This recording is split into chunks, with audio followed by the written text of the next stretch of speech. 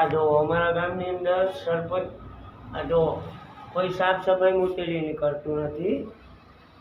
આ ગંદકી જુઓ તમે.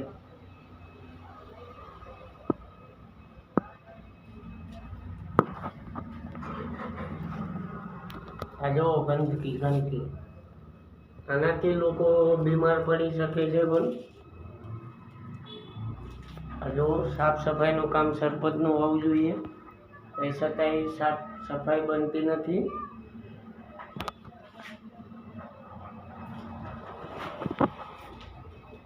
જો આ નળ છે, નળ તો એની અંદર પણ પાણી નથી આવતું અને આ કચરો બધે પડ્યો રહે છે. કોઈ સાફ સફાઈ આ ગામની અંદર થતી નથી.